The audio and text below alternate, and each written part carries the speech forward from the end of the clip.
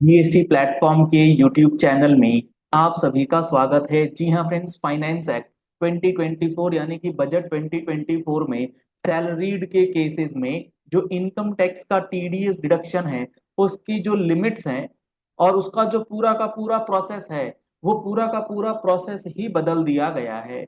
अब इस particular year से जो आपका फाइनेंशियल ईयर या जब से ये प्रोविजंस एप्लीकेबल हो जाएंगे, तो यहाँ पर जो अब आपका टीडीएस कटेगा ऑन सैलरी, वो बहुत ही कम हो जाएगा। अभी तक जो हो रहा था वो क्या, आपके इनकम के ऊपर जो टीडीएस कटा है अदर देन सैलरी, उसका आपको बेनिफिट मिल जाता था। एम्प्लॉयर वो आपको बेनिफिट दे देते थे।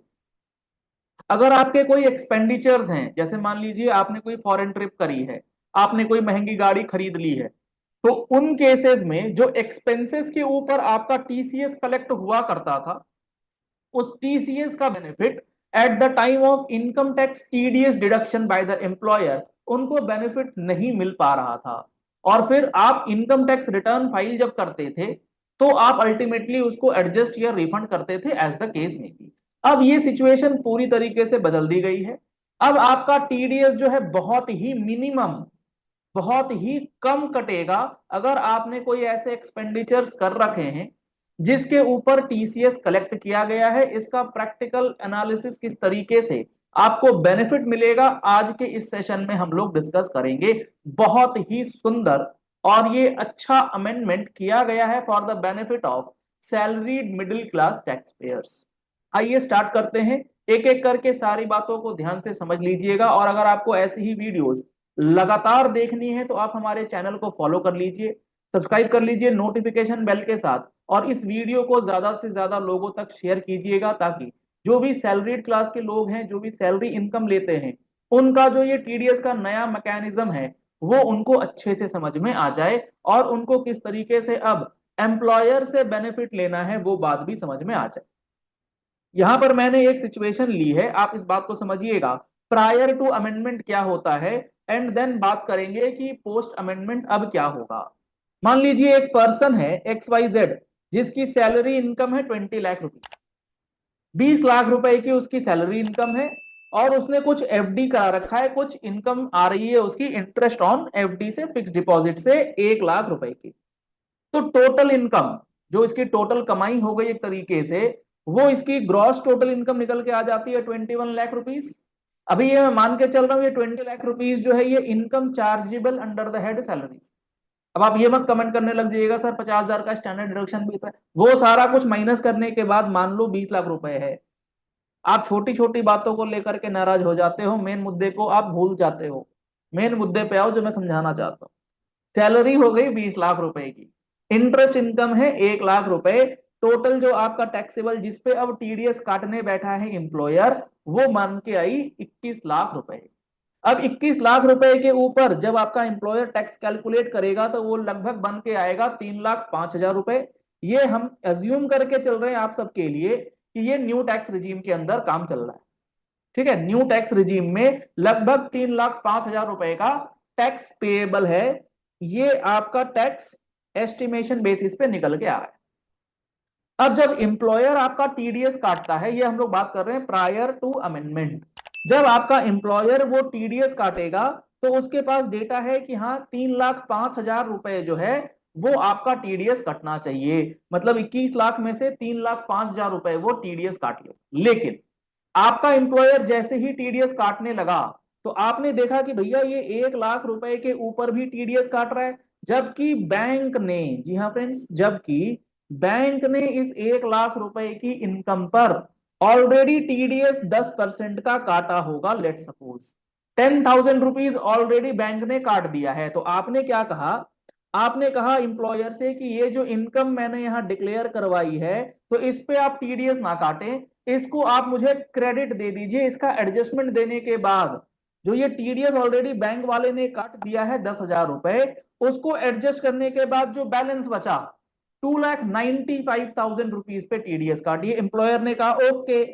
ये तो मैं कर सकता हूं क्योंकि प्रोविजन मुझे अलाउ करता है।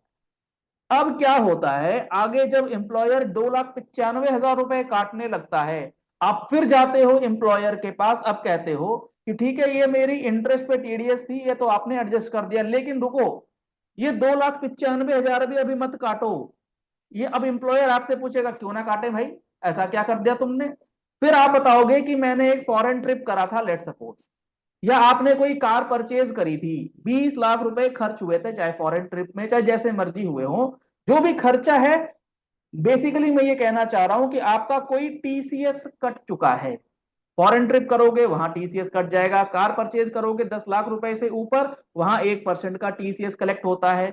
मान लो वो 20,000 रुपए जो है वो टीसीएस कलेक्ट हुआ था, आपने एम्प्लॉयर से कहा कि मेरा जो ये 2,95,000 रुपीज का आप टीडीएस काट रहे हो, इसमें से आप मुझे ये 20,000 रुपए का जो टीसीएस है इसका भी एडजस्टमेंट देने के बाद 2,75,000 रुपए पे टीडीएस काट करके जमा करवाओ, क्योंकि अल्टीमेटली मैं ये टीसीएस अपनी रिटर्न में तो क्लेम करूंगा ही।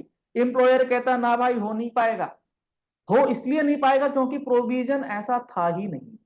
प्रोविजन सिर्फ ये था कि टीडीएस के साथ टीडीएस का एडजस्टमेंट मिलेगा, इनकम के साथ वाले एडजस्टमेंट्स।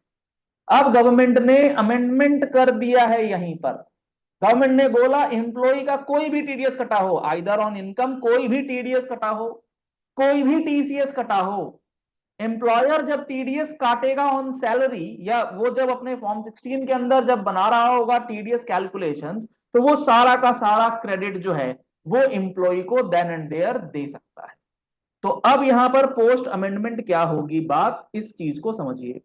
सेम सिचुएशन है, सैलरी है 20 लाख, इंटरेस्ट ऑन एफडी है 1 लाख रुपया, 21 लाख रुपए हो गए income chargeable under the head salary and other sources, जिस पे टीडीएस अब क्यूमुलेटिवली कटना है। टैक्स कितना कटना है, 3,05,000 रुपए। आप पहुंचे, आपने बोला ये मेरा इंटरेस्ट का टीडीएस है, उसने कहा चलो ठीक है ये तो हम अलाउ कर देते हैं, टीडीएस डिडक्ट करने लग गया 2,95,000। अब पोस्ट अमेंडमेंट जब आप पहुंचोगे कि मेरा टीसीएस भी कटा हुआ है 20,000 रुपए का, तो अब एम्प्लॉयर आपसे ये नहीं कह पाएंगे कि मैं तो 2,95 पे काटूंगा, इसका एडजस्टमेंट आपको नहीं दूंगा, क्योंकि ये अमेंडमेंट आ चुकी। गवर्नमेंट ने फाइनेंस एक्ट 2024 के अंदर 16 अगस्त को ये चीजें अब नोटिफाई कर दी हैं। अब आपका जो टीडीएस कटेगा वो कटेगा सिर्फ और सिर्फ 2,75,000 रुपए पे, जो पहले कटा करता था 2,95,000 रुपए। तो इस तरीके से आपको ये जो नया मैकेनिज्म है टीडीएस ऑन सैलरीज के ऊपर, ये बेनिफिट देने जा रहा है। तो इस वीडियो को और इस कैलकुलेशन को जब आप अपनी सैलरी स्ट्रक्चर डिसाइड कर रहे हैं, तो आप अपना टीसीएस और टीडीएस पूरी तरीके से चेक करने के बाद, वेरीफाई करने के बाद ही टीडीएस का डिडक्शन जो है वो एम्प्लॉयर के हाथ से करवाएं और अकॉर्डिंगली फॉर्म 16 में डेटा अपडेट करवा दें। आशा करते हैं आपको ये पॉइंट बिल्कुल अच्छे से क्लियर हो गया होगा। अगर आपको ये वीडियो पसंद आई है तो इस वीडियो को लाइक और शेयर करना मत भूलिएगा। ऐसे ही रेगुलर वीडियोस के लिए आप हमारे चैनल के साथ जुड़े रहिए नोटिफिकेशन बेल के साथ। Thank you and have a nice day.